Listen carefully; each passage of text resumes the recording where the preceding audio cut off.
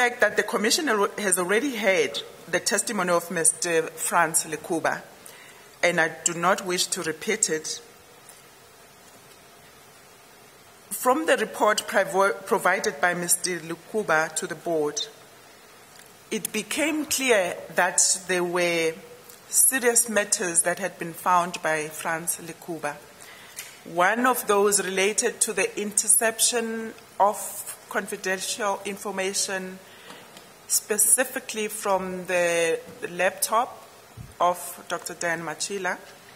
It also related to the fact that one of the findings was that certain individuals in the IT department had already given themselves the override, the overriding authorization to allow themselves to then access certain information in the server. And when that information was brought to us by Dr. Dan as well as the CFO in a meeting, it was a joint meeting of the Audit and Risk Committee as well as the ICT committee, the board was concerned. And when the two individuals, the two executives, then recommended that there be suspensions of the two individuals who had been alleged to have done something, the board supported that management execute the suspensions. Commissioner, I then get to the... Do you mind mentioning the names of the people? The two individuals that were suspended were Ms. Vuyokazi Menye as well as Mr. Simpiwe Mayisela. And just to complete that for the record, Mr. Commissioner, Ms. Menye, the executive head IT, there was a separation agreement and the other gentleman went through a disciplinary process and he was dismissed. You can then proceed with paragraph 16. Paragraph 16 deals with the error under Deputy Minister Mondli Gungubele as chairman of the board of the PIC.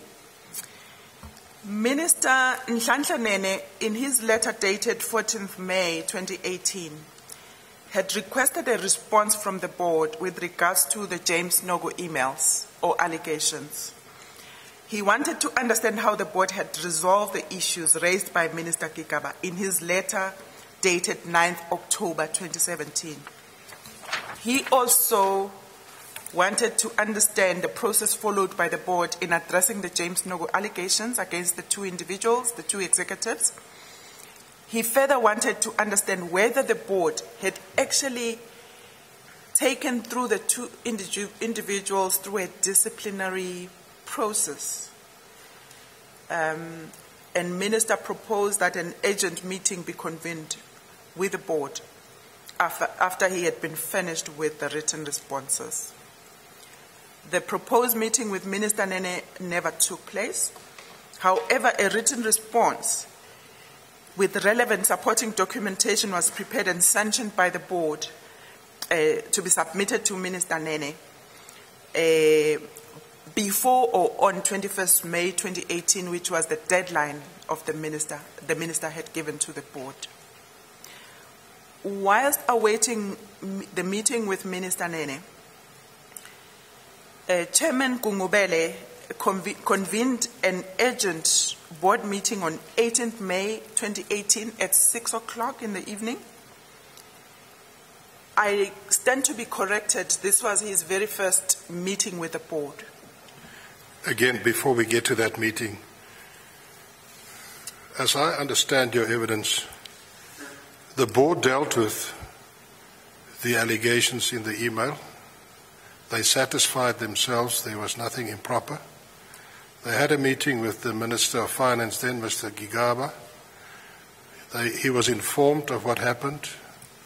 After he listened to the board and Dr. Dan Machila, he was satisfied with the explanation. He expressed confidence in Dr. Machila and the board.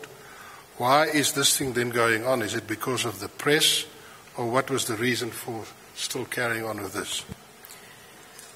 It was actually surprising, Commissioner, when we met with Minister Gungubele on the 18th of May, because we had never met him before, and the first question that he asked the board was how the board dealt with the matter of the MST transactions.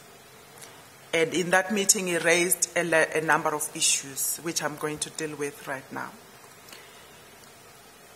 So in this meeting, I have to indicate to the Commission that the meeting was very confrontational. It was very accusatory in tone and content, wherein Chairman Gungubele accused the board of having not followed due process. Due process, in his view, would have been one where the board went with the external independent forensic investigation. And the fact that the board did not undertake that process, he felt that due process was not followed.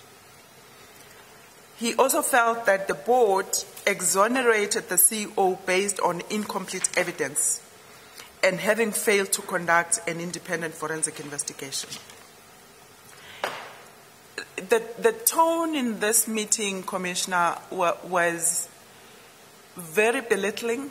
I felt that way personally, and I remember being in tears trying to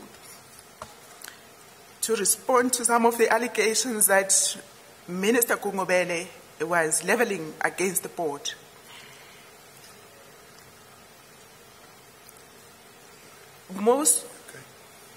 Yes. Some board members, Commissioner, I have to indicate, for example, Ms. Tantaswa Fubu, who was on the telephone on that day, he used the word ambush. And I had used the same word myself, where I indicated to the minister, to Chairman Gungubele, that I felt ambushed and attacked by his accusations. When I indicated that to Minister Gungubele, to his defense, Minister Gungubele retracted and he said, okay, maybe I should have provided the board with an opportunity to respond before coming in with my views of how the process was undertaken. However, immediately when he said that, it was Ms. Zulu who then came forward and said, Minister, I don't understand, because this board should be able to answer your question even in the middle of the night. I don't understand why this board is saying they feel ambushed. They should be able to respond to your questions right now. And that's when I felt that we were being treated. I had never been treated in a manner like that. I've been a board member of the PIC for the last 5 years, if not more. I just felt the meeting was very confrontational. And secondly, Commissioner,